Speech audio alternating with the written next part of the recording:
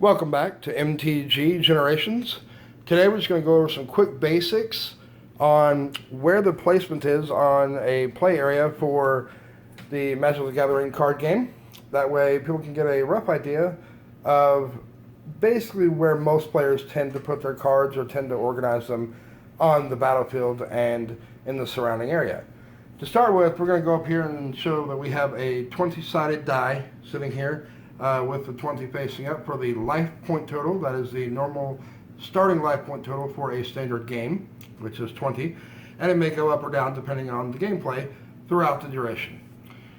Now, most people will put it either up here in a corner, or they may have a pad and pen, or maybe an app on their phone, or other dice or other implement of keeping track of their life total.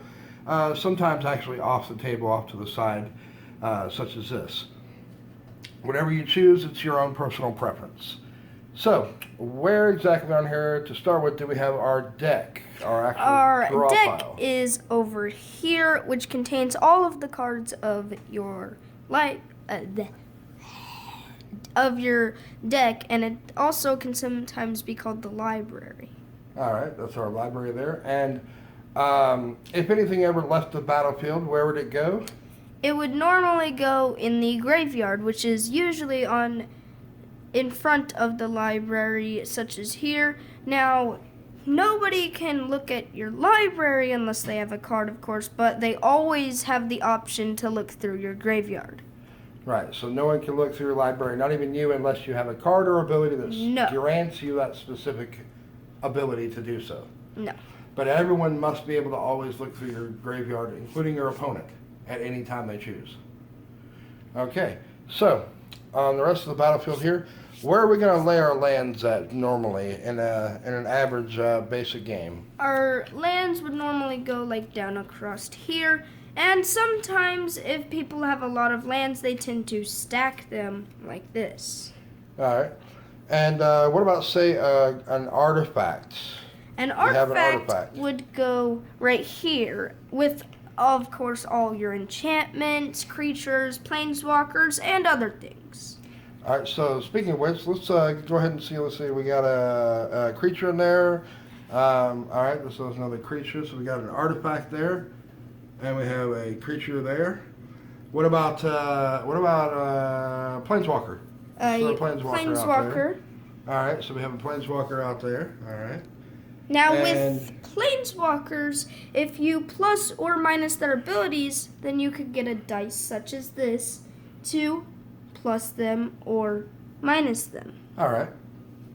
All right. So where would you put that die on the planeswalker? Usually above their loyalty. So say I do the +1, it would go from 5 to 6. Okay.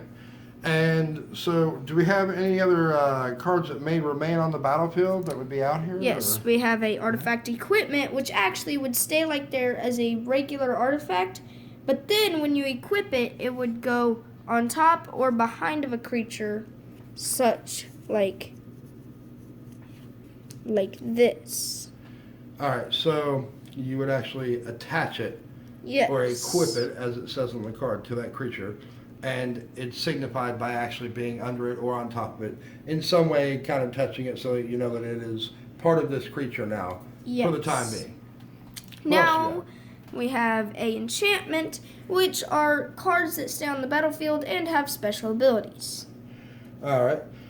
So there's an enchantment there, all right? And anything else? Or? There is also a variation of an enchantment called an enchantment saga, which is like an enchantment, only each upkeep you have this little thing that goes off and you do whatever it says, but then when it gets to 3 and you do that, then it goes to your graveyard.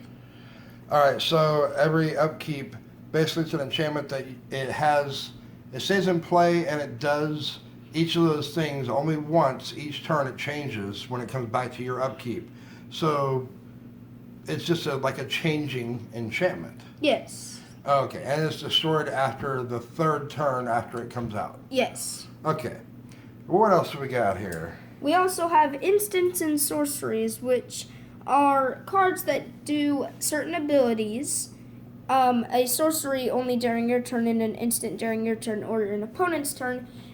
But when they are used, once their abilities are used, then they go to the graveyard like so. Okay, so they never enter the battlefield technically, but Technically. they are set out so that way your opponent does have a chance to respond. Yes. And that's called the stack, and we'll get into that later, but that's the stack rule. So if somebody played out something that, say, allowed them to, say, put a token creature, which is basically just a filler card that is to show that there is a creature there. You could also such use a dice or a whatever. die, okay. So what if I had something that returned that creature either to your hand or your library, or if it sent it to the graveyard or removed it from the game?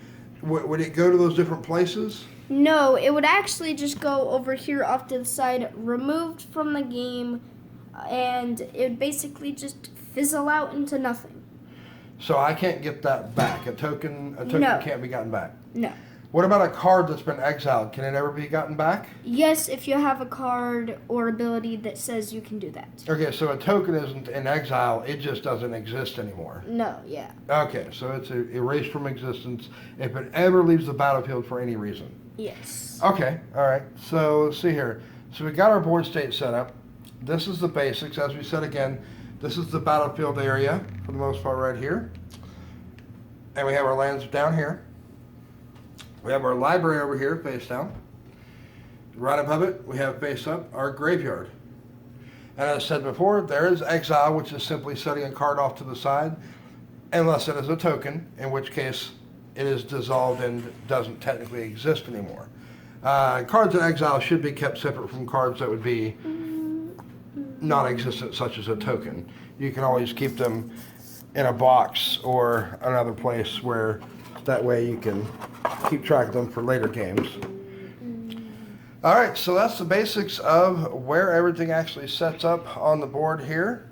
And like I said, we'll be coming out with a video soon where we'll actually both be playing a game against each other. Just a quick little round to show the phases of a turn and how to actually operate your deck and the mechanics behind playing the game. And we'll have that out in the next couple of days here. Thanks, everybody. And am I forgetting something? Don't forget your triggers. Always don't forget your triggers. And always keep 2 blue open.